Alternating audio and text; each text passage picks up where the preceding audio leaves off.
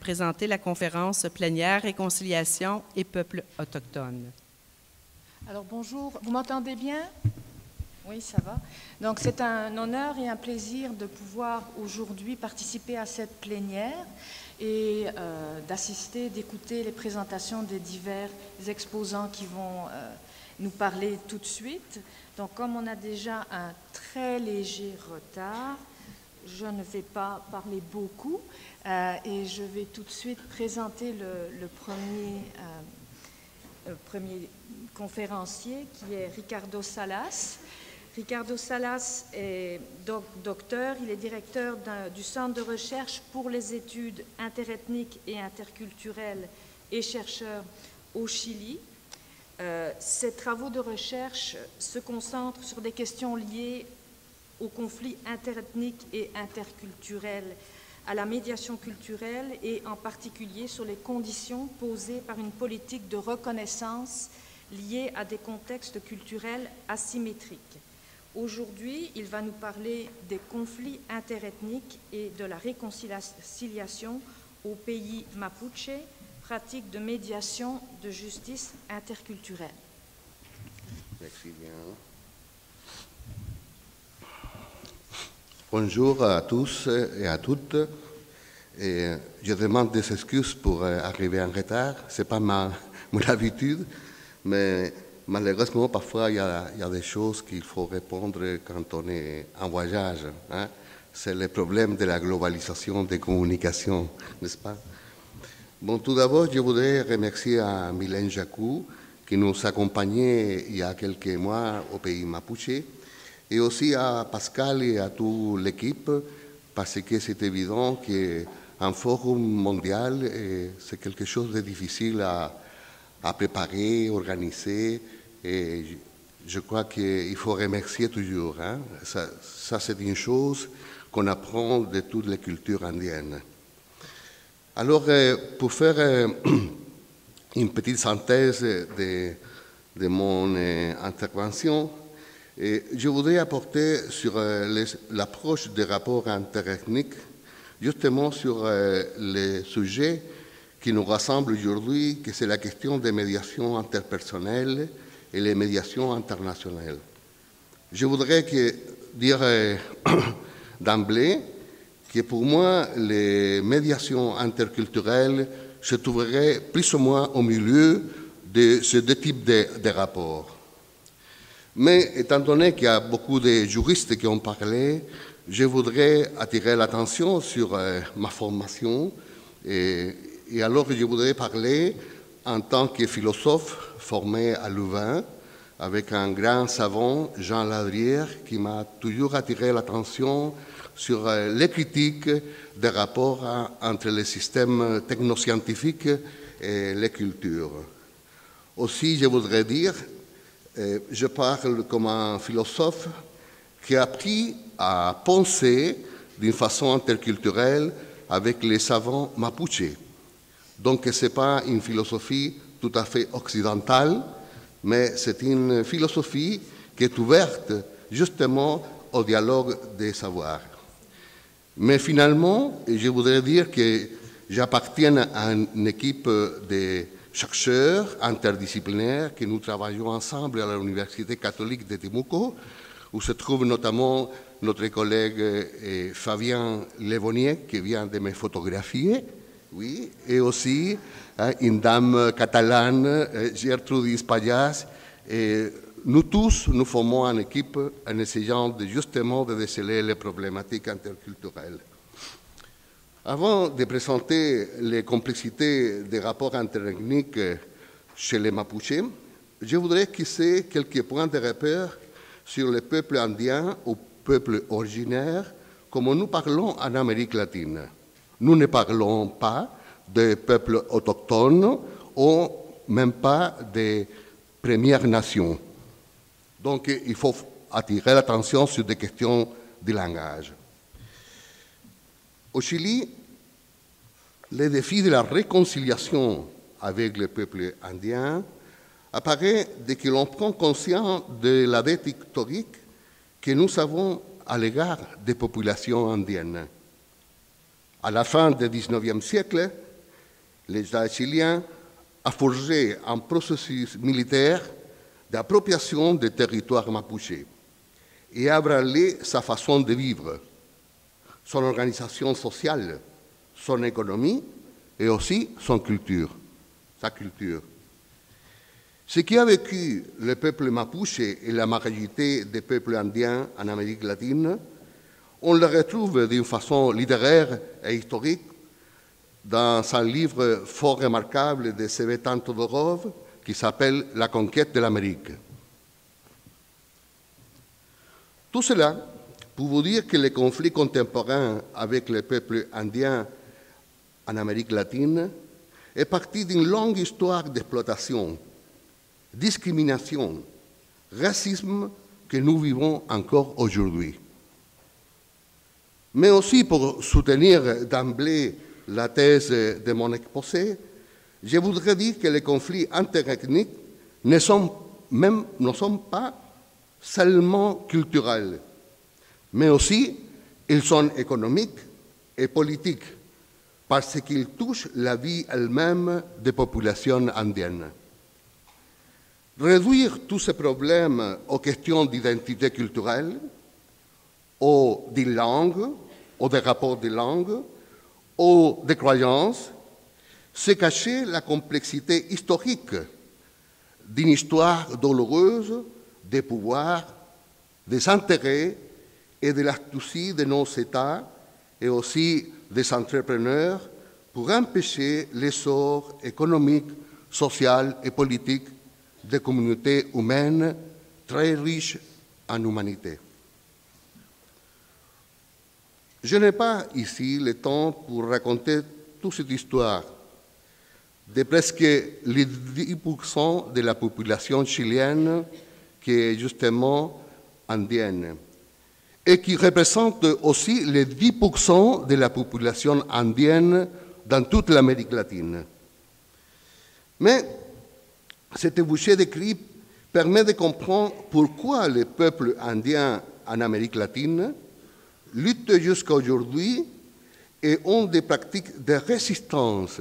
Et ils sont très méfiants des grandes entreprises multinationales qui vont derrière des minéraux, de la diversité biologique, du pétrole, de la forêt vierge, simplement pour faire des plantations exotiques qu'on vend très bien dans les marchés internationaux. Ce qu'on appelle aujourd'hui le conflit mapuche touche justement ce rapport de subordination économique et politique, où la pauvreté des communautés mapuches est tout à fait opposée à la richesse de toutes ces grandes entreprises multinationales et qui pousse les plus jeunes à chercher des stratégies pour attirer l'attention des gouvernements et des autres institutions pour chercher d'autres types d'accords sociaux, politiques et économiques.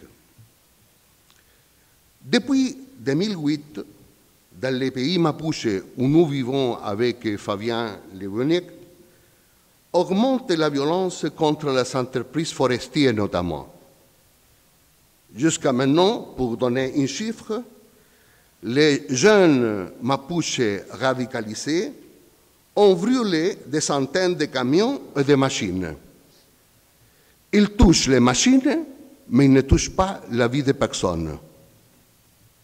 C'est curieux. Pour quelques-uns, c'est simplement du terrorisme. Pour d'autres, des activités de brigands. Enfin, il y a d'autres que nous croyons qui sont des signes de nouveaux conflits qui arrivent chaque jour dans notre monde contemporain et qui sont aussi partie de beaucoup de processus qu'aujourd'hui on vit dans d'autres parties du continent latino-américain et aussi dans tous les continents. Et nous savons très bien ce qui arrive avec ces conflits. On commence en brûlant des machines et finalement on finit par brûler des personnes et beaucoup de vies humaines. Dans ce contexte de violence interethnique, notre équipe de recherche essaye de trouver un chemin interdisciplinaire pour essayer de trouver des clés pour permettre des dialogues concrets, pour assurer les liens entre ce qui est le plus difficile aujourd'hui, la paix et la justice. Le conflit, alors, se pourrait résoudre dans deux opposants. D'abord, au Chili, il y a les tenants qui sont pour dire plus de police et l'application des lois antiterroristes héritées par la dictature de Pinochet. De l'autre côté, nous pensons plus de médiateurs qui essayent de rencontrer les valeurs et les normes négociées entre des cultures tout à fait subordonnées et entremêlées. Il s'agit donc de controverses pas seulement entre des cultures, il s'agit de façons de vivre. C'est un conflit profond entre ce que nous appelons en Amérique latine le vivre bien, summa causa, disent les peuples quechua dans leur langue. Kimemongen, disent les Mapuche, pour dire justement cette idée d'une économie, d'une société accordée aux besoins humains. C'est dans ce cadre que le président chilien, Michelle Bachelet, a demandé de créer une commission formée par 21 personnes, 6 personnes mapuche, qui représentent plus ou moins 30% de cette commission, afin de chercher des chemins de dialogue et de réconciliation. Évidemment, pas tout le monde était d'accord. Pas tout le monde a soutenu cette commission. J'ai eu le cadeau du recteur de mon université qui m'a dit « Ricardo, tu as travaillé beaucoup d'années dans ces questions, tu dois représenter au monde académique dans cette commission politique. » Même si on n'avait pas invité tout le monde, il n'était pas présent les policiers et non plus les jeunes radicalisés, on a travaillé durant 6 mois et nous avons appris à nous connaître, à partager, à discuter et aussi à argumenter. Ce n'est pas facile de travailler dans une commission avec 21 personnes qui ne sont pas tous des chercheurs. Il y avait des entrepreneurs, il y avait des pasteurs, il y avait des professeurs, il y avait des Mapuche, non Mapuche, des femmes, des hommes.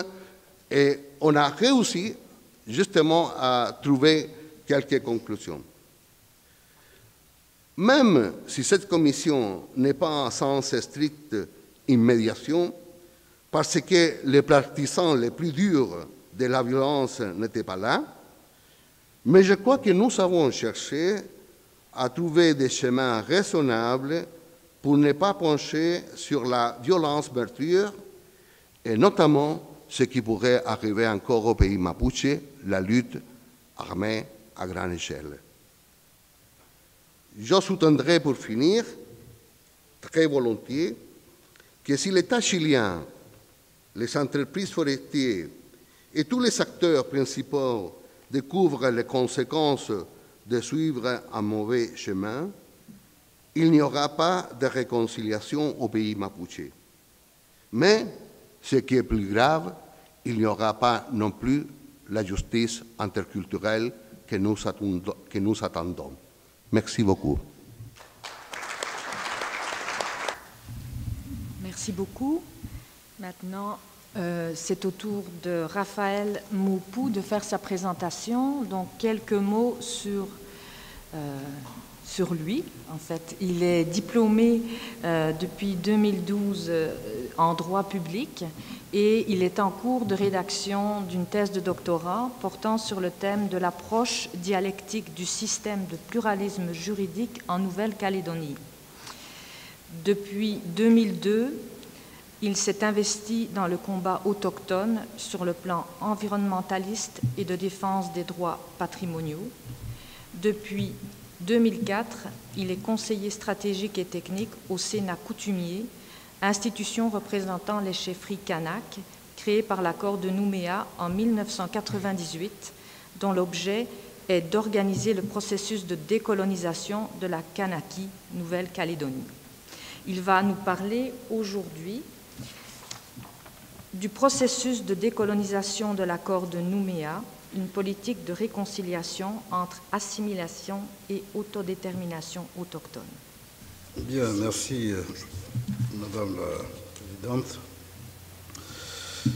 Oui, comme de coutume, une première pensée pour l'esprit de cette terre, les détenteurs de l'esprit de cette terre, les peuples premiers de ce territoire, de ce pays. On demande en général dans ma tradition qu'on nous autorise à prendre la parole.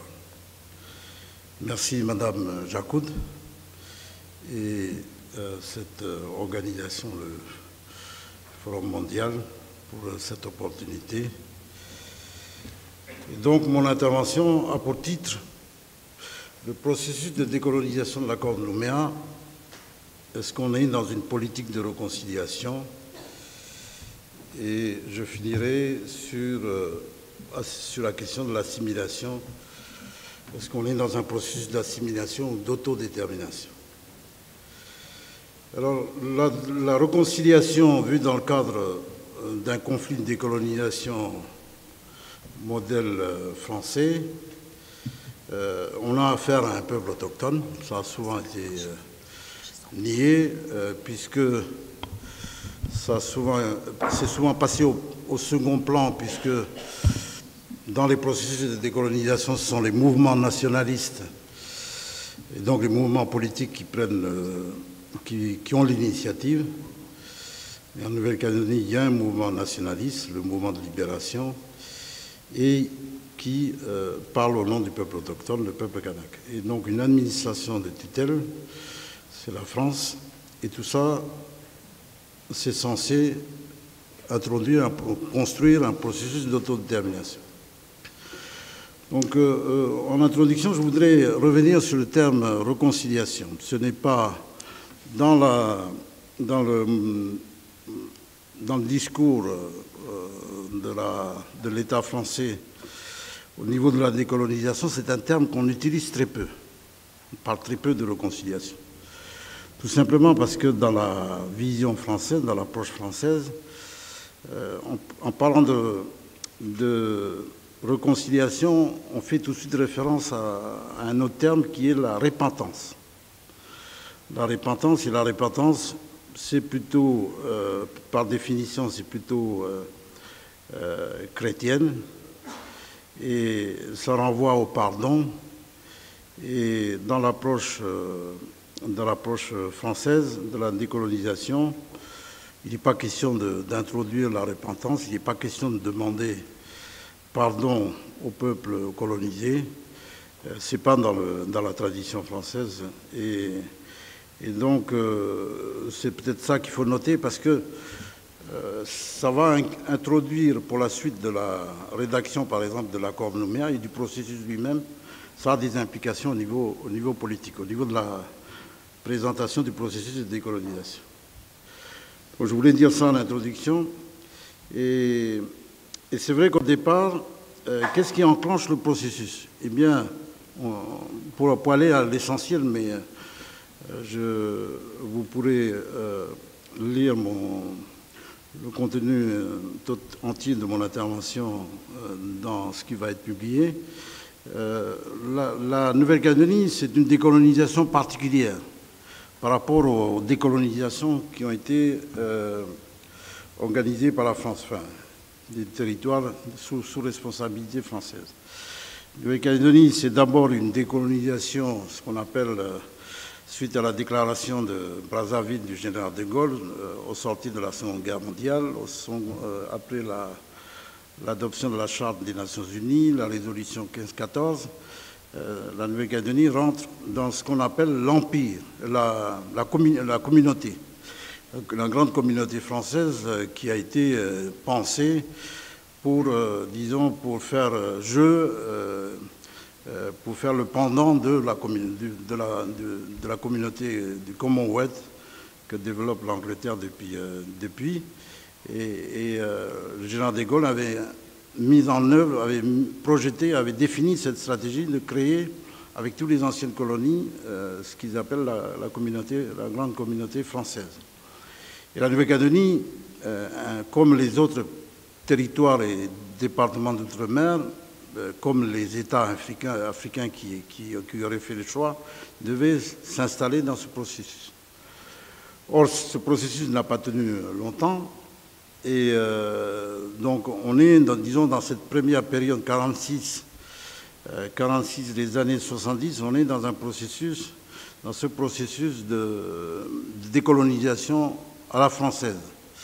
Donc, la Nouvelle-Calédonie, suite à cette période, l'État se rend compte, puisque le principe même de la communauté ne tient pas la route, n'est pas effective. Pour ce qui est de la Nouvelle-Calédonie, du Pacifique, de Wallis et Futuna, de Tahiti, mais surtout la Nouvelle-Calédonie et Tahiti, la vision stratégique de la France, comme l'intérêt du nickel, a voulu qu'après la première loi cadre installée dans le cadre de ce processus de décolonisation, après la loi cadre, la France a repris totalement les manettes. Et donc, l'autonomie qui était octroyée dans un premier temps a été abandonnée. Et donc, Paris a repris en main les contrôles du territoire, la gestion du territoire. Ça a amené une radicalisation, comme dans toutes les autres colonies, une radicalisation d'abord culturelle, au niveau culturel, la terre, la langue, l'identité, qui a amené après une radicalisation au niveau politique. 10 ans plus tard, c'est 75, radicalisation culturelle, 84, les événements politiques, puisque il était pratiquement impossible de bouger d'un iota la Constitution française et revenir à ce principe d'autonomie, ce que demandaient à l'époque les Kanaks, une gestion autonome du territoire. Bien en 84, c'est 10 ans après 75, ce sont les événements, et là, c'est le blocage de la Nouvelle-Calédonie. On rentre dans un processus de guerre civile. 88, il y a les événements de prise d'otages d'Iaï, et on est en pleine élection présidentielle en France. C'est le moment choisi par les indépendantistes, par le FLNKS, pour internationaliser le conflit, pour porter le débat au niveau national. Ils choisissent ce moment-là, et donc c'est la prise d'otages d'Ouvéa, des gendarmes d'Ouvéa. Suite à cette prise d'otages, donc c'est l'union sacrée au niveau des deux prétendants à la présidentielle de 88, le républicain Jacques Chirac et le socialiste François Mitterrand. C'est l'union sacrée pour enclencher l'intervention de l'armée française sur la petite île de la Nouvelle-Calédonie. Je voulais projeter la carte, mais je n'ai pas pu. Et donc une intervention sur le territoire français par des militaires français. Au moment des élections présidentielles, il fallait à tout prix rétablir l'ordre, rétablir l'État dans ses droits.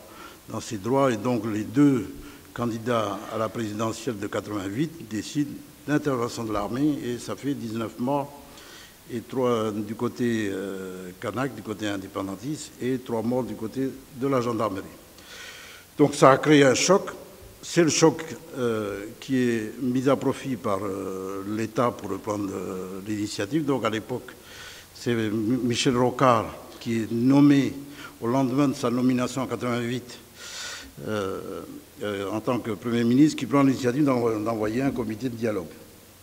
Et le comité de dialogue composé de religieux, de représentants de l'Église catholique, de l'Église protestante, de la franc-maçonnerie, parce que dans le modèle français, la franc-maçonnerie joue un rôle important. Donc la franc-maçonnerie, avec des hauts fonctionnaires, viennent en Nouvelle-Calédonie rétablir les conditions du dialogue. Et suite à ces rapports déposés par cette commission, le Premier ministre décide d'inviter à Paris les deux leaders indépendantistes et loyalistes, Jacques Lafleur et François Tjipaou du côté kanak. Donc ils arrivent à Paris et ça c'est la première négociation de l'accord de Nouméa. Et l'accord de Matignon. L'accord de Matignon, un seul objectif est affiché, rétablir la paix et les conditions de dialogue. Renvoyer 10 ans plus tard la question de l'indépendance, la question de l'avenir institutionnel de la Nouvelle-Calédonie. Donc c'est les termes du compromis et à l'intérieur de ce compromis c'est le développement, le rééquilibrage. Autrement dit, le développement de l'intérieur des îles où vivent en particulier les Kanaks. Mais les Kanaks vivent partout. C'est leur territoire, là où les territoires coutumiers sont concentrés, c'est surtout à l'intérieur, sur la côte est, c'est dans les îles Loyauté. Donc, le premier accord, c'est un accord de rééquilibrage, voilà le terme qui est utilisé, un accord de paix, de rééquilibrage, 88-98. On arrive en 98, nouvelle discussion, un nouveau développement s'est engagé avec ces 10 années, et là, les signataires de l'accord de Nouméa, qui ont fonctionné en forme d'un comité de suivi avec l'État, le Premier ministre, les deux partenaires locaux, les représentants des partis loyalistes pro-français et les représentants des partis indépendantistes, le FNKS, donc sont dans ce comité, et à la fin du processus de 10 ans, ils se réunissent à nouveau, ils décident d'écrire ce qu'on appelle aujourd'hui l'accord de Nouméa. Et l'accord de Nouméa, c'est un processus de 20 ans. Là aussi, compromis, premier compromis, on décide de renvoyer à 20 ans, plus tard, donc en 2018, le référendum d'autodétermination, et on affiche des ambitions, des objectifs, un projet de société même qui dit il faut aller plus loin que le vivre ensemble, donc il faut créer une citoyenneté calédonienne, ce qui est unique dans le contexte français, une citoyenneté calédonienne dans le cadre de la République. Il faut créer une citoyenneté calédonienne fondée sur un corps électoral figé, 88-98, corps électoral figé. On ne fait pas entrer... en Nouvelle-Calédonie aujourd'hui, on a 3 corps électoraux pratiquement. On a un corps électoral où votent tous les citoyens français, quels qu'ils soient, et même européens. Ça, c'est le corps électoral qui sert à la désignation des députés nationaux, des maires, parce que les maires en Nouvelle-Calédonie, c'est une collectivité d'État. Et un corps électoral restreint. Alors celui-là qui vote, c'est tous les 10 ans. Il y a une réactualisation du corps électoral et ce corps électoral vote pour les élections provinciales. Et à la sortie, il y a un corps électoral d'autodétermination. Et donc celui-là, normalement, il est bloqué à 88 avec les descendants, ceux qui peuvent avoir la nationalité par rapport à une histoire par rapport au lien de sang. Et donc, voilà les 3 accords électoraux. Donc, c'est le contenu du compromis qui a été décidé en 98. Poursuivre le rééquilibrage, développer la Nouvelle-Calédonie dans son ensemble, avec les moyens, l'État fournissant les moyens, et ce corps électoral qui est bloqué. Donc voilà. Alors, on est un peu au terme de ce processus. C'est quoi le résultat? Alors, j'ai envie de revenir sur puisque j'ai fait allusion tout à l'heure à la vision française.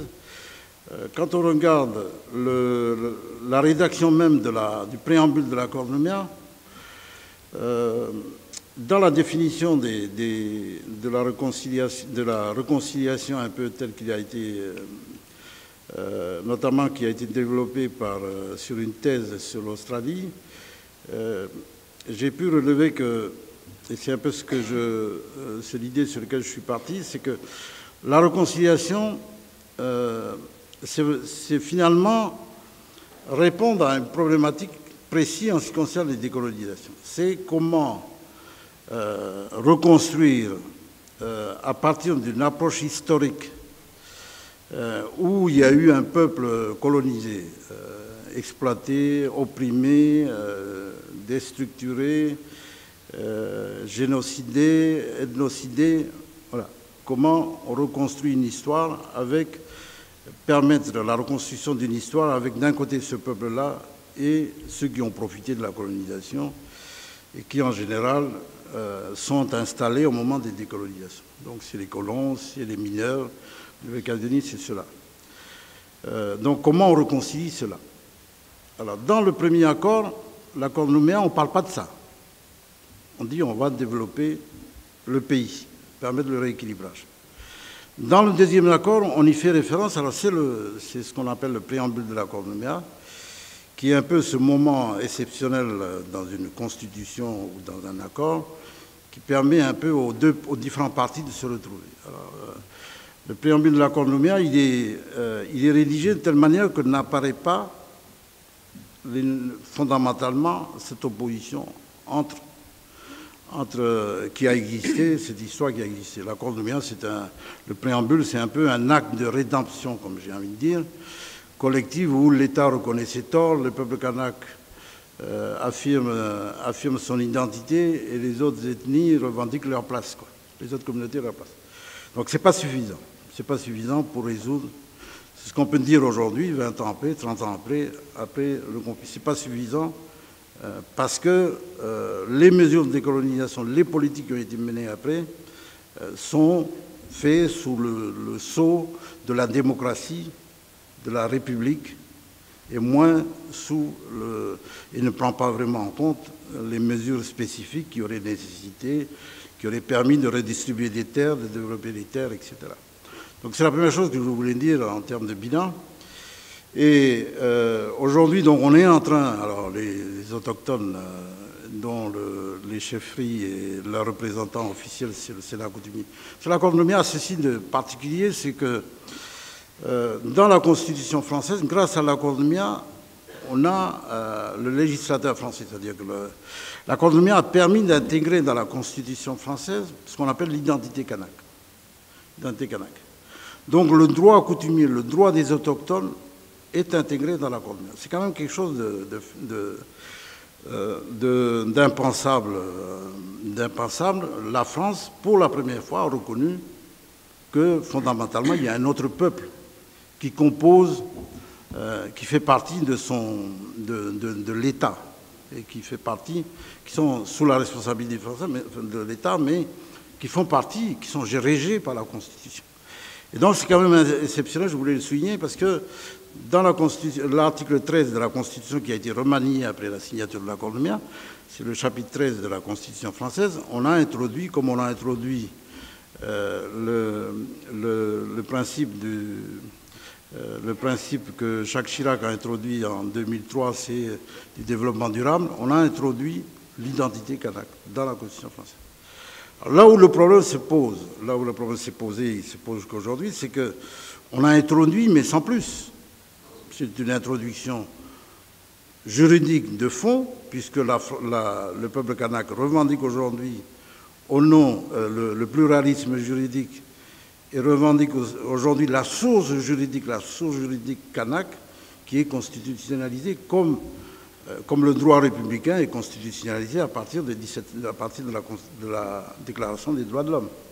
Donc on le revendique aujourd'hui, mais dans les faits, le problème c'est que dans le processus de décolonisation lui-même, aucun mécanisme ne permet de mettre en œuvre ce processus de pluralisme juridique. C'est là où le bas blesse.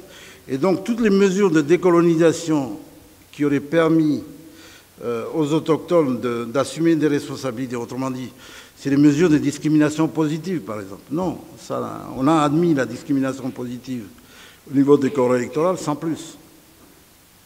Mais sur la gestion la définition des politiques publiques, que ce soit de l'enseignement, que ce soit du développement, que ce soit de la gestion institutionnelle, de l'administration, la prise en compte, disons, de la légitimité kanak, la légitimité autochtone, n'est pas présente. Et c'est là-dessus aujourd'hui que le Sénat se bat pour pousser la décolonisation jusqu'à son terme et dire on est dans un système de pluralisme juridique, il faut innover dans tous les domaines. Il faut innover dans tous les domaines. On est dans un autre modèle de société, la Constitution l'a inscrit. et il faut innover. Donc je conclue un peu là-dessus en disant la réconciliation n'est pas dans l'approche française. Dans les faits, l'accord de Nouméa a introduit le principe de la réconciliation, mais n'a pas pu aller jusqu'au bout de la logique parce qu'on est dans une vision où on dit l'État, c'est il n'y a qu'un seul peuple, le peuple français. Le peuple kanak est mis entre guillemets, on l'a autorisé à revendiquer son identité, mais il est mis entre guillemets. Et à côté de ça, tout ce qui domine, tout ce qui prédomine, c'est le droit français, c'est l'expertise française en matière de développement, etc. Et donc aujourd'hui, on est dans ce dilemme, c'est qu'on a développé, on a un pays qui a construit 3 usines de classe mondiale. Quand je dis de classe mondiale, ce sont des usines, c'est des investissements pour chaque usine 6 à 8 milliards de dollars. C'est énorme pour un petit pays. Donc on a construit 3 usines en 10 ans, on vient de finir la 3e usine. Et on a eu une injection de fonds considérable, on a développé les infrastructures, etc. Mais au bout du compte, la commission présidée par M. Dosière, donc l'Assemblée nationale vient de remettre ce rapport il y a le 27, avant la fin de la mandature actuelle en France. Le 27 avril, ils ont déposé un rapport. 2 mots pour dire les termes du rapport. Le rapport, il conclut en disant que je retrouve ça. Monsieur Dosier conclut en disant mission parlementaire donc de l'Assemblée nationale française qui dit premier constat, une grande inquiétude au niveau de la jeunesse et du monde du travail sur l'après-référendum d'autodétermination. Deuxième constat, des responsables politiques sur une autre planète qui, selon la mission, sont déconnectés de la population. Troisième constat, un climat général d'insécurité avec les événements de Saint-Louis qui peuvent... Alors, les événements de Saint-Louis, c'est une jeunesse dans la périphérie de Nouméa qui s'est marginalisée et qui a pris son autonomie et par rapport aux autorités coutumières et par rapport aux institutions, et qui déstabilise, qui insécurise la ville de Nouméa. Et en dernier point, un processus mis à mal.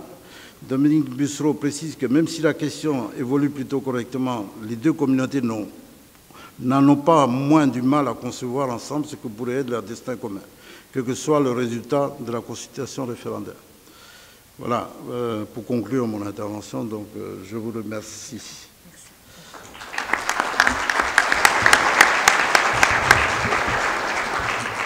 Merci beaucoup. Jusqu'à présent, je suis très étonnée par le respect du temps imparti. Donc, il y a une grosse pression sur le 3e présentateur qu'il respecte les 20 minutes imparties à chaque conférencier, ce qu'il fera, j'en suis certaine. Donc, il s'agit de Pierrot Rose-Tremblay, qui est directeur du département de sociologie et professeur à l'Université Laurentienne à Sudbury, au Canada. Il possède une longue expertise et il a fait de nombreuses recherches en matière de gestion des conflits et de résolution des problèmes liés au premier peuple. Aujourd'hui, sa communication va porter sur l'épreuve de la vérité, les premiers peuples, le Canada et la réconciliation. Donc nous vous écoutons. Buenos dias, good morning everyone. Je m'appelle Pierrot Rose-Tremblay, je suis Innu, j'ai une petite communauté dans l'Est, sur la côte nord. Je tiens d'abord à remercier du fond du cœur nos frères et sœurs Mohawks qui nous accueillent sur leur territoire. Et puis, c'est un grand honneur de présenter aux côtés de M. Raphaël Mapou et M. Ricardo Salas Aston. C'est un plaisir. Merci à Mylène pour l'organisation de ce merveilleux colloque et puis à Pascal Newman pour son support. Pourquoi j'ai intitulé cette présentation-là « L'épreuve de la vérité » parce que présentement au Canada, il y a tout un discours sur à l'effet que le Canada est engagé sur la voie de la réconciliation. Et il y a des grandes questions qui se posent ce sujet. Il n'y a pas de raccourci vers la réconciliation. Il y a une tendance à vouloir aller vers la réconciliation en évitant la vérité. Et malheureusement, le Canada ne pourra pas y arriver de cette façon. Alors, il devra inévitablement emprunter le dur portage, je dirais, vers la vérité et la justice. Je vais apporter quelques réflexions, essayer de faire un diagnostic des questions entourant la réconciliation au Canada. Ensuite, proposer quelques remèdes à une situation qui est intenable et un obstacle indépassable à la réconciliation au Canada, qui est la transformation du régime destiné au premier peuple dont on hérite depuis 150 ans. Un obstacle qui en soi, ce régime nous éloigne de la vérité et de la perspective que les Autochtones ont de ce système. Et, il y a des moyens d'y arriver, mais ce qui fait que la réconciliation semble peu probable à court et à moyen terme au Canada. Cette réconciliation doit inévitablement passer par l'écoute de la perspective qu'ont les premiers peuples de leur expérience historique au Canada. Pour mettre un peu en contexte, il y a quelques années, le Canada a mis sur pied une commission Vérité et Réconciliation suite à l'épouvantable épisode de ce qu'on appelait les pensionnats indiens où, sur plusieurs décennies, les enfants autochtones étaient enlevés à leur famille en bas âge, amenés dans des écoles résidentielles où la philosophie, l'idée avouée était de tuer l'Indien dans l'enfant. Et le pensionnat indien s'inscrit dans l'histoire canadienne un peu comme la solution finale à l'assimilation des Autochtones au Canada. Alors, c'est reconnu. Même au moment où la commission allait remettre son rapport, la juge de la Cour suprême du Canada, Beverly McLaughlin, a déclaré qu'il y a bel et bien eu un génocide au Canada qui a été qualifié de génocide culturel. Alors, ce que je dis, c'est qu'on parle de réconciliation, mais il faut considérer ce génocide-là dans ses impacts. Et ça a un impact sur la capacité de nos peuples à exprimer leur expérience historique et aussi sur la réception de la société dominante et à entendre. Alors, c'est là qu'il y a un espace, il y a une connexion qui ne se fait souvent pas. Mais la nature du problème demeure ce qu'on appelle l'apartheid canadien. Ce qui est intéressant aussi, c'est que cette commission-là a été mise sur pied au moment où le Stephen Harper était au pouvoir, qui est un des pires gouvernements qu'on a eu dans l'histoire du Canada. Un gouvernement qui était très près des compagnies pétrolières. Et le chef de l'époque, Phil Fontaine, qui a fait l'accord avec le premier ministre, après s'être retiré de la vie politique, est devenu un lobbyiste pour les compagnies pétrolières aussi. Alors, c'est drôle qu'au moment où on parle de réconciliation au Canada, c'est au moment où on s'apprête à construire des pipelines pour permettre l'expansion des sables bitumineux. Est-ce que c'est une coïncidence? Est-ce que c'était réfléchi? Si on regarde l'histoire, tout est réfléchi d'avance. Et ce qui guide les politiques autochtones au Canada a toujours été l'appropriation des territoires et des ressources. C'est la seule chose qui a toujours guidé ces politiques depuis longtemps. J'écoutais le film de Daryl Pinckney sur James Baldwin récemment, puis il y avait un passage qui me faisait penser à la question autochtone au Canada, un élément. Il disait au cœur de son message, il y avait toujours l'affirmation qu'il n'y avait pas un problème noir aux États-Unis, mais qu'il y avait plutôt un problème des Blancs n'étaient pas capables de se voir eux-mêmes, de prendre responsabilité pour leur histoire et de se demander pourquoi ils ont eu besoin d'inventer un problème noir. Et puis James Baldwin disait « I'm not a Negro, I'm a man ». Alors cette quête d'humanité est fondamentale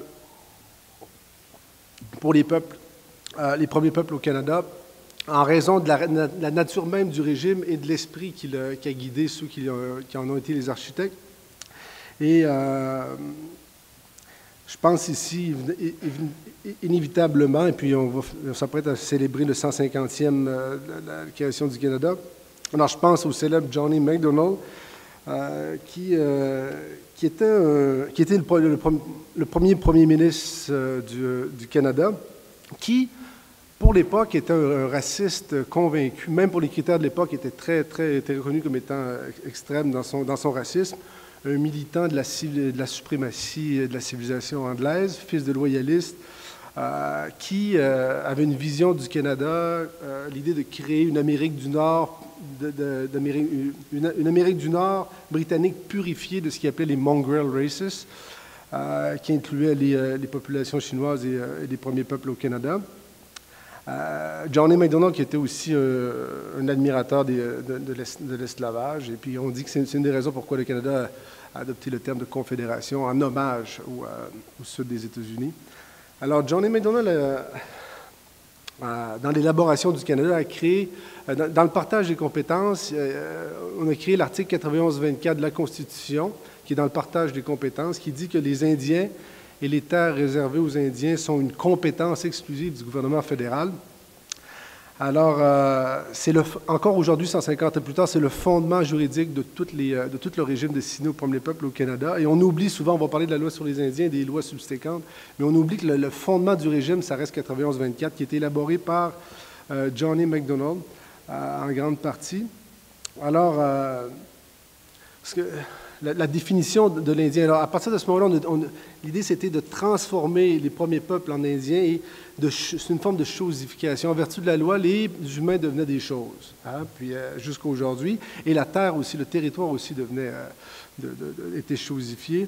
Et le statut indien au Canada demeure encore aujourd'hui une fiction génétique. Alors, il y avait cette idée-là de race qui est au cœur de la Constitution encore aujourd'hui, une fiction génétique, avec le concept de réserve, qui était un lieu où, naturellement, généreusement, on allait amener ces Indiens dans des genres de zones où ils allaient disparaître par eux-mêmes, parce que comme être inférieur, comme race inférieure, ils ne pourraient pas s'adapter à la civilisation, à la modernité et évoluer. Alors, c'était l'idée. Et ensuite, on a mis un agent dans ces réserves-là, et ensuite un conseil de bande à qui on allait donner le pouvoir aux bons Indiens qui allaient faciliter l'autogénocide et la disparition progressive. Alors, dès l'origine, il y a cette idée d'extermination, de génocide, d'élimination, d'assimilation complète des populations autochtones. Et derrière tout ça, il y a un processus de déterritorialisation physique, où est-ce qu'on sort les gens de leur territoire et tout, on les amène dans des réserves, et ensuite de déterritorialisation culturelle, où on s'assure qu'il va y avoir une élimination complète de la culture. D'un côté, en faisant en sorte que les femmes qui allaient marier, les femmes autochtones qui allaient marier des non-autochtones allaient perdre le statut, allaient sortir de la réserve, et les femmes canadiennes qui allaient marier des hommes autochtones allaient obtenir le statut. Et on créait les réserves dans des zones qui allaient être économiquement non viables pour s'assurer qu'il y allait avoir suffisamment de misère, que les gens allaient partir. Alors déjà, l'idée de créer de la misère, un genre de conditionnement négatif, c'est l'idée un peu à l'identification comme étant autochtone pour faire en sorte que les gens vont complètement se dissocier. Alors, c'est un peu une mise en... Aujourd'hui, on a encore 630 réserves au Canada. Il y a à peu près 800 000 personnes qui ont ce qu'on appelle le statut indien. Et le projet de disparition n'a pas fonctionné. Alors, le Canada est un peu dans cette... je ne sais pas comment le nommer, une genre de schizophrénie, où est-ce que... normalement, il n'est pas supposé d'avoir de premiers peuples, mais il y a une force montante, les premiers peuples sont là, et puis le système est comme, je dirais, cimenté. C'est comme si une impasse, c'est un peu ce que je veux dire. Alors, l'esprit raciste, suprémaciste, génocidaire est encore là, encore aujourd'hui, c'est l'esprit même du système. Et pourquoi ce système-là est encore là? C'est parce qu'il fonctionne bien. Il a permis le plus grand vol de territoire de l'histoire du monde, à peu près 50 millions de kilomètres carrés. C'est majeur. Les premiers peuples aujourd'hui au Canada n'ont plus de territoire légalement, c'est-à-dire que les réserves sont des territoires fédéraux aussi.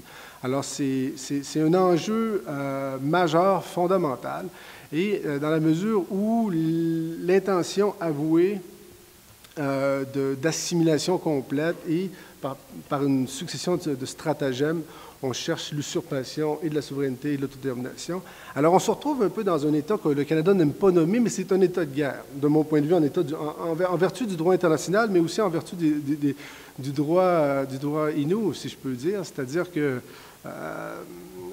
en théorie, c'est un peu l'État dans lequel on se trouve, mais le Canada n'est pas capable de nommer de ces choses-là.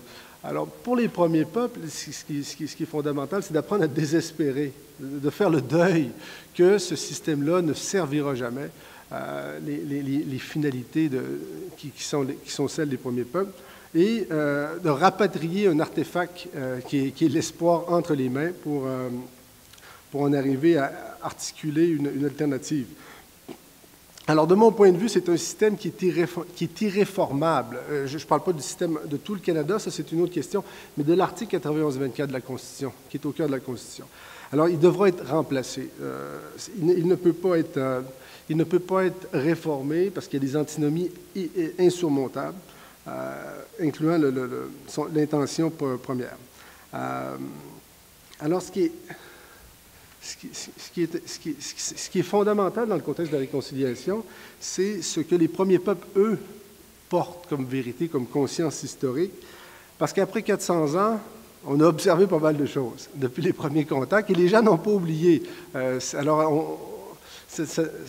Les angles morts des sociétés dominantes, en particulier en ce qui concerne les premiers peuples au Canada, sont immenses, et si on n'en arrive pas à parler de ces choses-là, on ne pourra jamais arriver vers une vraie réconciliation. Et c'est aussi dangereux pour une société de ne pas regarder ces angles morts. Ça peut mener à certains accidents.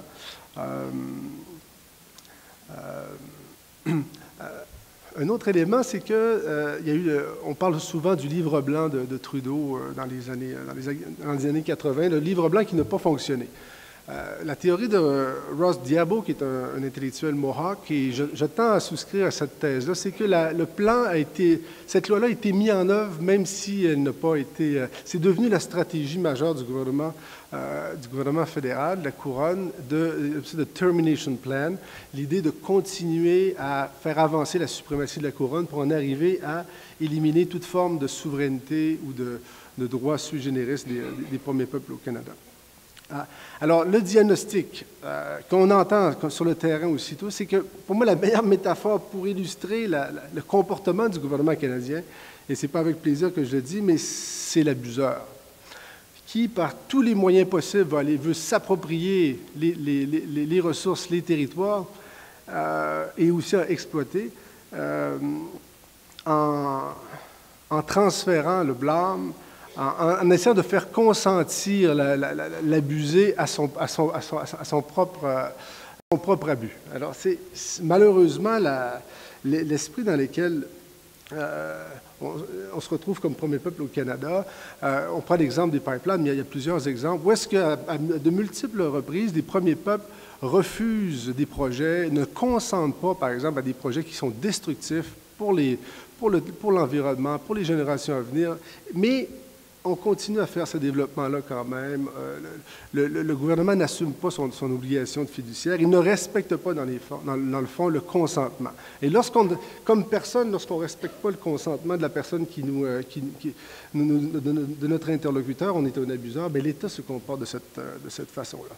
Alors, de mon point de vue, puis je défends cette idée-là depuis plusieurs années, le Canada ne pourra pas sortir de cette situation sans une aide internationale, et il va avoir de la misère à l'avouer, parce que pour comprendre un système racial, un système d'apartheid, qui de mieux que les Indiens, que les Sud-Africains, que les Allemands, que les Israéliens et les Palestiniens et tout. Alors, on a besoin d'une task force d'un point de vue, on a besoin d'une médiation internationale pour aider à sortir de cette crise qui va aller en s'accentuant, en particulier avec le développement des pipelines et des sables bitumineux. On se dirige vers une polarisation et des conflits qui risquent de s'envenimer.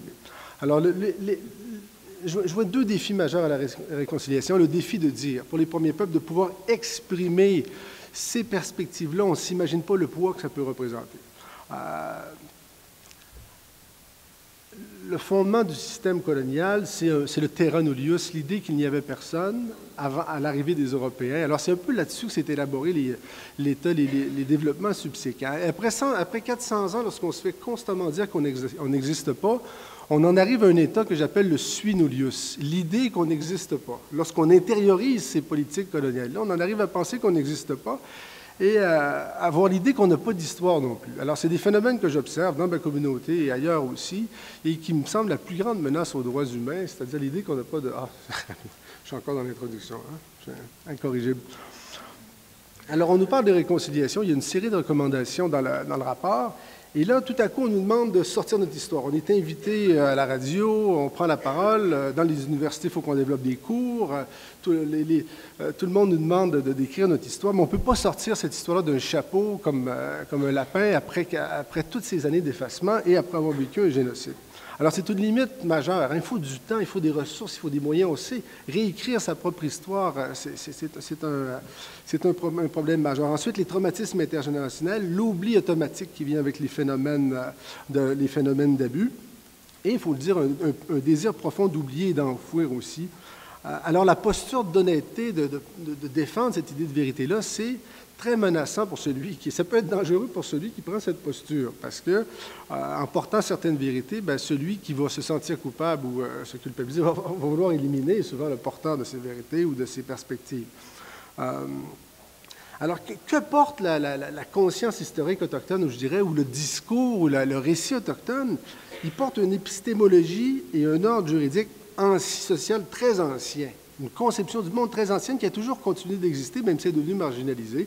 Par exemple, dans le cas des Inuits, le concept de souveraineté Inuit-Tipentemun, la souveraineté comme responsabilité envers les générations futures, envers le territoire, qui est beaucoup plus une obligation.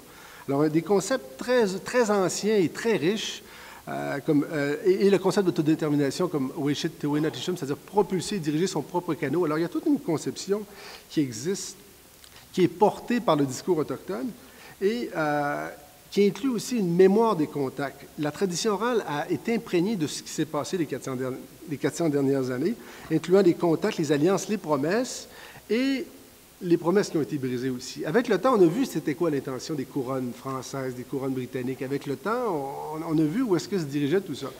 Alors, il y a aussi la mémoire de cette résistance et de n'avoir jamais consenti au régime dans lequel on vit. Alors ça me semble fondamental.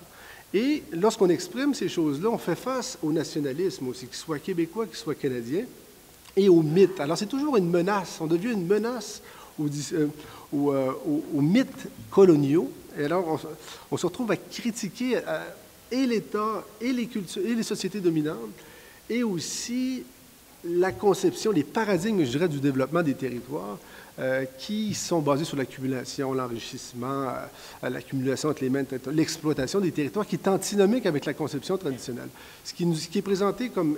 Puis John A. MacDonald avait peut-être raison là-dessus, je vais lui donner raison, en disant que c'était irréconciliable avec cette civilisation, mais c'était aussi une civilisation qui peut-être est porteuse d'un avenir ou d'une vision pour l'avenir.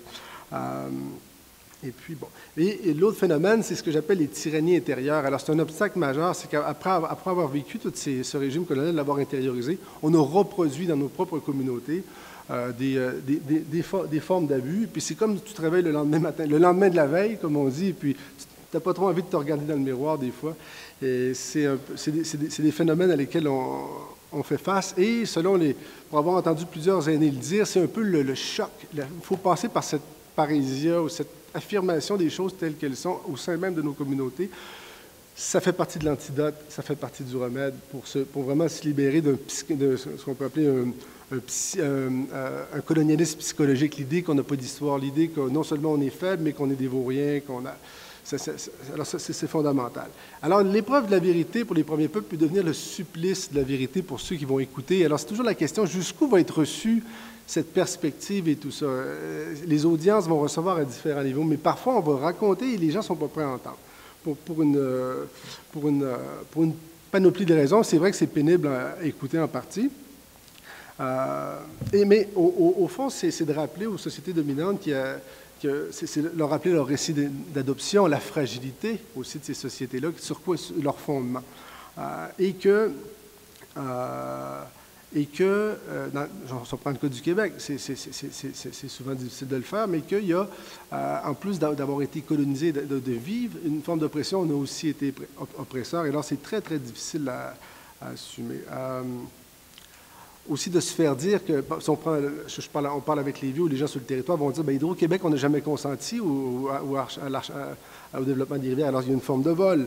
Les processus de négociation, c'est la fraude, c'est une forme de fraude pour aller usurper notre souveraineté, pour nous faire consentir à ce qui est pas et où si on parle avec les femmes sur le territoire, les aînés vont dire, lorsqu'une compagnie forestière vient couper du bois sur mon territoire traditionnel qui m'était transmis de génération en génération, c'est vécu comme une forme de viol parce que l'amour du territoire, c'est une forme d'intimité tellement grande. Alors, c'est des choses qui sont portées par le discours.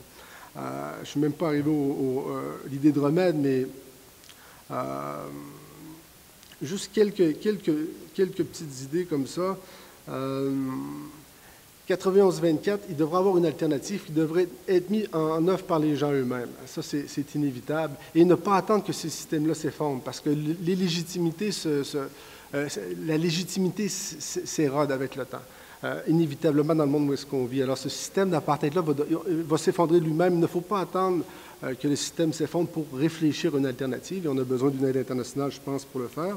Et les processus de négociation tels qu'ils sont présentés au Canada aujourd'hui ne sont pas la solution parce que ça reste un stratagème d'extinction. Alors évidemment, la recherche doit jouer un rôle fondamental, la liberté académique. Pour pouvoir dire ces choses-là et travailler librement sans vivre des pressions et des menaces, on a besoin je pense qu'à travers le monde de la recherche, on peut jouer un rôle majeur et de déconstruire ce que j'appelle les 4 griffes du régime colonial. C'est le statut, sa fiction juridique qui définit l'identité. Ensuite, la réserve qui définit notre lien au territoire. Le conseil de bande qui définit un peu notre gouvernance. Et tout derrière ça, c'est une politique de l'oubli, de l'effacement, le commandement d'oublier. Alors, ça me rappelle une arrière-grand-mère qui nous disait qu'on nous a toujours raconté qu'avant la réserve, on nous racontait qu'on n'en avait pas d'histoire et tout. Alors, pour moi, ça illustre la politique de l'oubli au Canada et son échec. On ne peut pas oublier, au fond. Alors, le Canada va devoir assumer cette mémoire qui était refoulée et qui, the memory, the truth leaks, qui revient nous hanter d'une manière ou d'une autre. Que dire de plus? Pour terminer, ce qui est important aussi, c'est de retourner au territoire. D'un point de vue des premiers peuples, il faut être cohérent avec ce qu'on défend aussi. C'est-à-dire qu'il faut se guérir nous-mêmes, retourner sur notre territoire, être capable d'en arriver comme société. Si on n'en arrive pas à s'entendre sur qu'est-ce qu'on va raconter aux générations qui viennent, quel sera le récit qu'on fera aux plus petits, si on n'en arrive pas à s'entendre là-dessus, je ne vois pas sur quoi on va pouvoir s'entendre. Et c'est peut-être là qu'est la plus grande révolution, en arrivant à écrire une nouvelle histoire ensemble, de lesquelles va émerger un nouveau modèle, et de ce modèle, on va être capable de résoudre les problèmes, et d'un point qui va prendre en compte l'intelligence réelle et de la diversité de cette société-là. Alors, Einstein disait qu'il est plus facile de briser un préjugé que de diviser un atome. De mon point de vue, l'écoute des gens, le récit de vie, c'est l'arme atomique contre les préjugés. On doit passer par l'écoute. Si on veut que notre société est vraiment dans une société une phase de réconciliation, il faut développer une armée de jeunes, de personnes qui sont capables d'écouter attentivement pour libérer, permettre aux premiers peuples d'exprimer leur point de vue. J'ai oublié de mentionner Edmond Metatawabine qui disait que la justice, il parlait de la justice, du point de la conception crie de la justice, implique d'être entendu. Et puis ça reste le défi, le défi central, je pense. Alors, comme disait un vieux, la réconciliation, oui, nous la voulons plus que tout, mais s'il vous plaît, aidez-nous à vous pardonner, donnez-nous des raisons de le faire.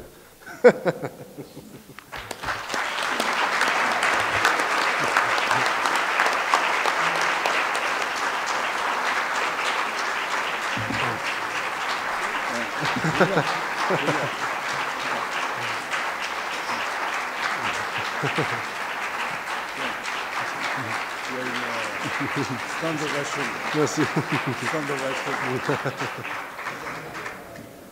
Alors, un grand merci à aux 3 présentateurs. C'est sûr que, avant d'aborder la période des questions, je trouve que c'est lourd, c'est très lourd tout ce qu'on a entendu, toutes ces histoires difficiles à entendre de souffrance de peuple. Et elle se termine quand même sur une note sur laquelle peut-être certaines questions vont porter. Comment se créer une histoire commune? Comment se parler? Comment s'entendre? Qu'est-ce que voudrait dire le terme de réconciliation dans ces situations extrême et peut-être exemplaire pour nous aussi. Alors la parole est à vous maintenant. Donc j'ignore s'il y a un micro qui est destiné aux personnes qui vont... donc il y a un porteur de micro qui va s'empresser d'arriver pour écouter la question de monsieur. Ma question s'adresse aux 3 panélistes. Dans les discussions avec les Autochtones, est-ce qu'il y a moyen de discuter sans remuer le passé, sans rechercher de coupables, en se posant la question « Comment vivons-nous ensemble maintenant ?»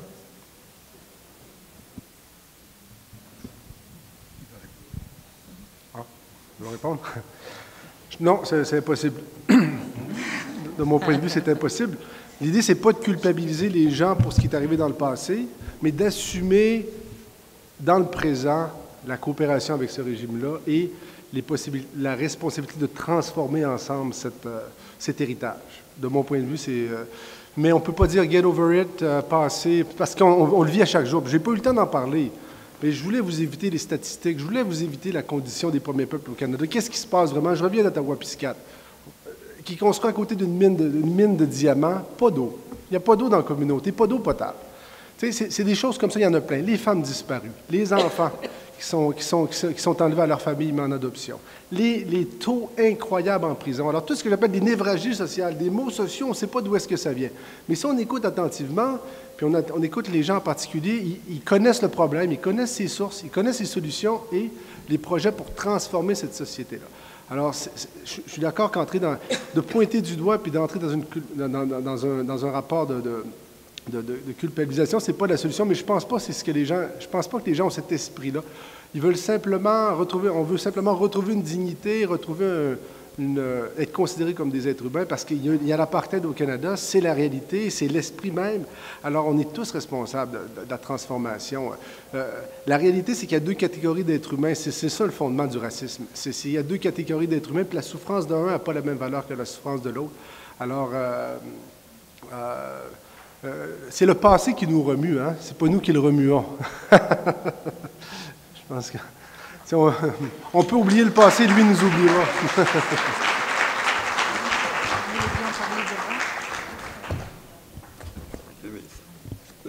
Oui, juste pour ajouter à ce qui vient de dire mon camarade de gauche, toutes les constitutions, justement dans la rédaction de toutes les constitutions donc, des États modernes, on fait référence à l'histoire. Il y a une référence à l'histoire, la Constitution française, c'est comme ça qu'elle est écrite. Et ce qui est dommage, c'est que dans la référence à l'histoire, pour ce qui est en particulier de la situation de chaque ancienne colonie, de chaque territoire, toujours comme la Nouvelle-Calédonie, on ne parle pas du passé. On évoque en termes de civilisation,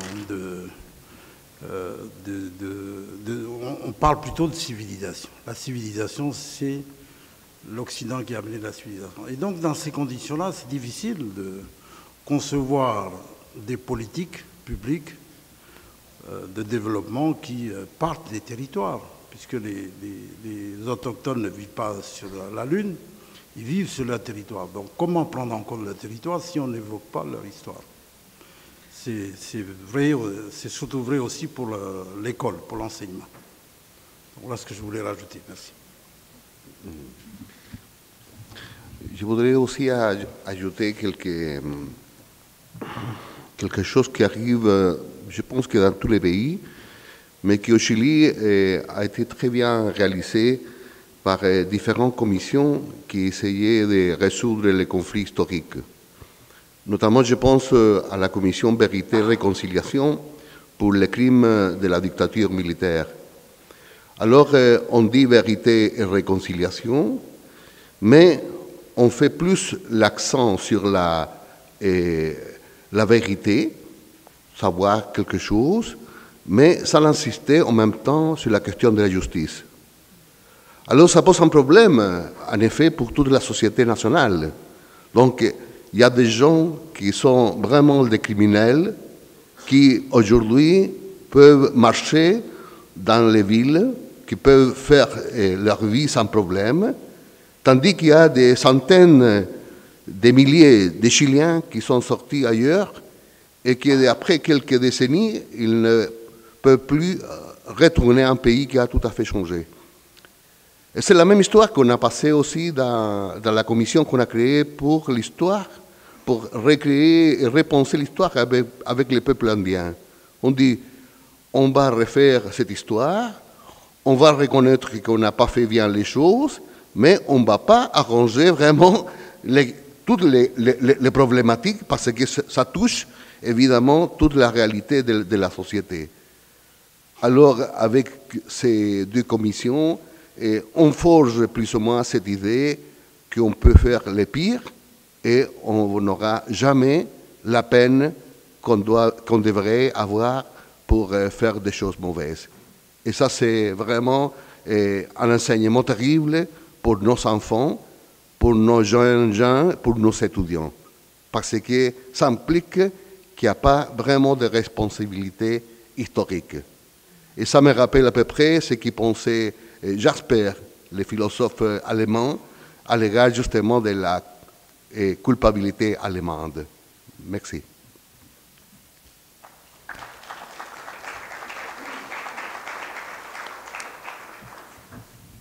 D'autres questions? Monsieur là-bas au fond.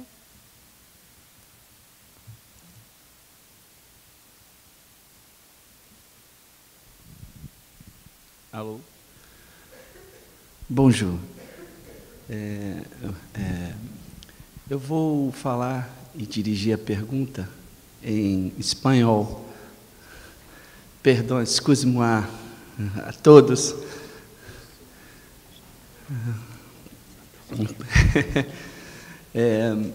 Eu gostaria de ouvir dos três professores, por favor, uma questão que me chamou muita atenção, principalmente na fala do professor Ricardo, que pontuou 6 meses de diálogo para questões tão complexas. No Brasil, recentemente, foi descoberta uma civilização que nunca tinha tido contato com a civilização. E foi engraçado, foi vinculado isso na TV, que era uma pesquisa de um antropólogo, mostrando esse momento de encontro, né, daquela civilização. E uma coisa, eles estavam nus e eles queriam, na verdade, roupa para cobrir os seus corpos. Então, esse choque intercultural, eu gostaria que os professores que são pesquisadores de campo comentassem, principalmente sobre essa questão de esse tempo que se leva para realizar esses acordos, porque existem tantos interesses econômicos, interesses políticos, interesses, e nós esquecemos do principal, creio eu. Eu gostaria que os professores falassem um pouquinho mais, cada um, dentro da sua experiência, sobre essa questão do choque cultural, mas num diálogo mais humano, mais perceptivo, mais amoroso, de maior alteridade, não somente com a visão economicista, não somente com a visão capital, sim de capital humano. Gostaria que os professores comentassem mais sobre suas experiências nesse sentido. Obrigado.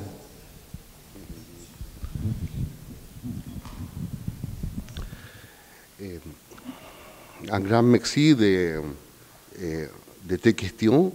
Et évidemment, c'est très difficile avec le peu de temps que nous avons de développer une idée plus ou moins dédiée. Mais je dirais seulement 2-3 choses. Moi, je suis d'accord pour soutenir l'idée de dialogue, mais il faudrait le faire dans le cadre de la pensée gadamérienne.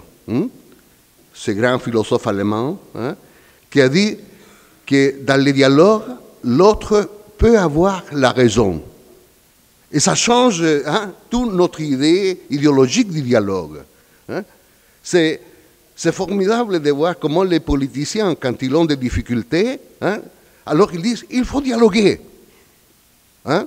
C'est la même chose qu'il pourrait avoir un homme à l'égard des disputes avec sa femme en disant il faut dialoguer quand on a tous les pouvoirs. Ça, c'est compliqué.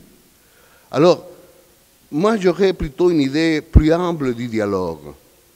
On peut dialoguer sur certaines choses, mais il y a d'autres choses qu'on ne peut pas dialoguer. Ça, je l'ai appris avec les savants mapouchés.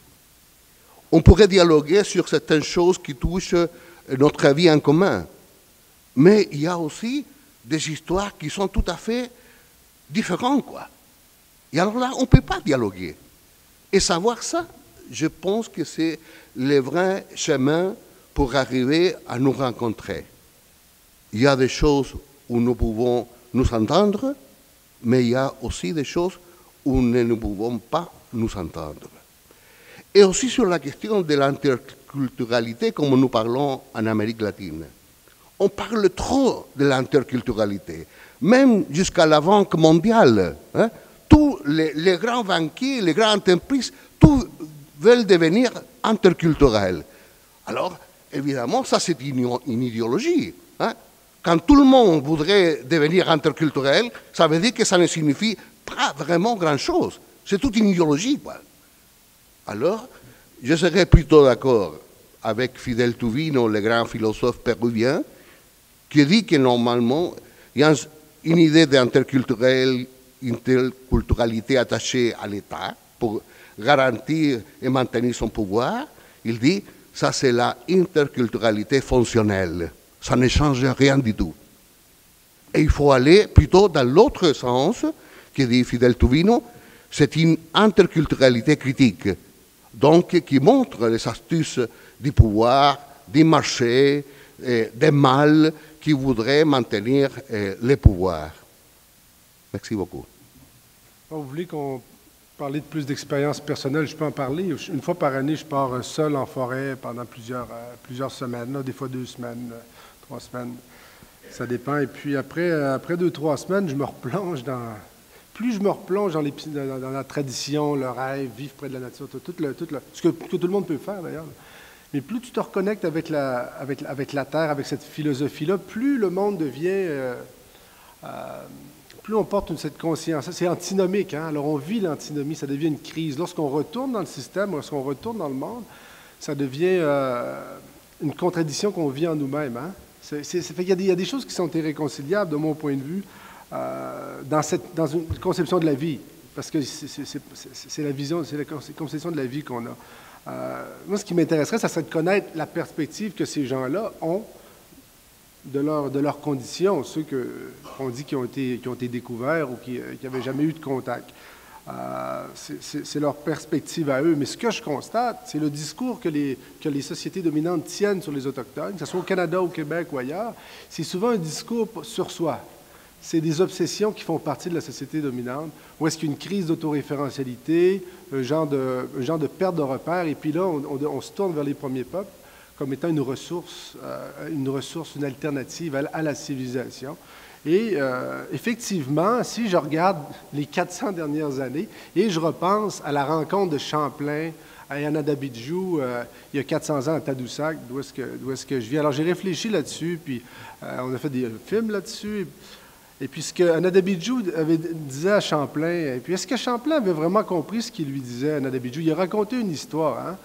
Et puis on sait que Champlain se dirigeait vers la Chine. Alors il n'était pas vraiment intéressé par l'Amérique, au fond.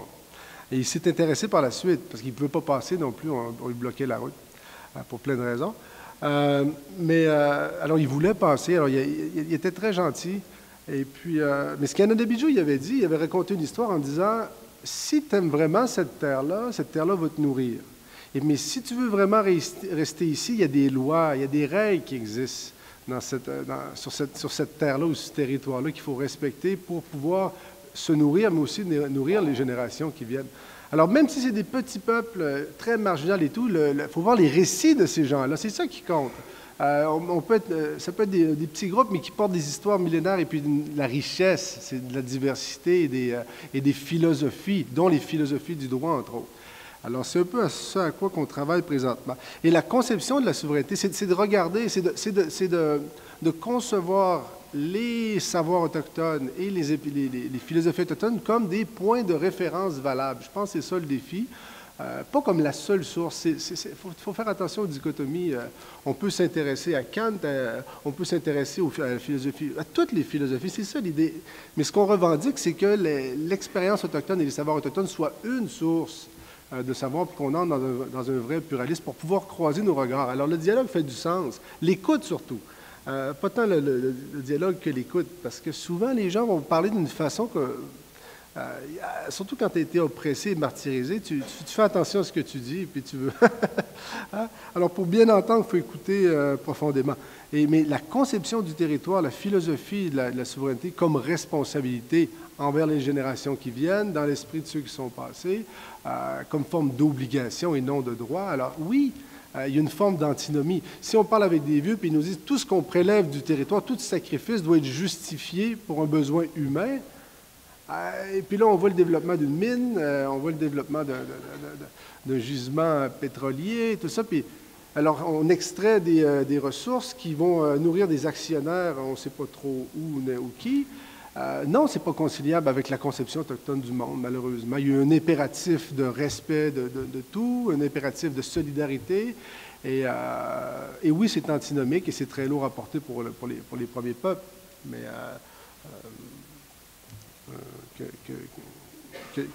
que dire d'autre? Ce que je trouve le plus riche, c'est l'évaluation des systèmes et des institutions dans une perspective un peu prophétique, hein? C'est-à-dire évaluer à partir de l'extérieur, c'est ça la richesse. Mais les premiers peuples l'ont toujours fait depuis toujours, mais on les a juste pas écoutés. On les a juste pas écoutés de mon point de vue. On me dit d'un côté que je dois respecter un timing serré et malheureusement je vois des mains qui se lèvent. Alors ce que je vais suggérer aux personnes qui vont sûrement être frustrées, mais j'en suis désolée, c'est peut-être de parler avec les conférenciers quand la pause va être amorcée, comme ça ce ne sera pas en plénière, donc tout le monde ne pourra pas en bénéficier, mais au moins ceux qui sont concernés pourront peut-être en bénéficier plus. Donc je vais clore là-bas, puis je remercie encore les différents présentateurs, c'était enrichissant énormément. Vous avez reçu...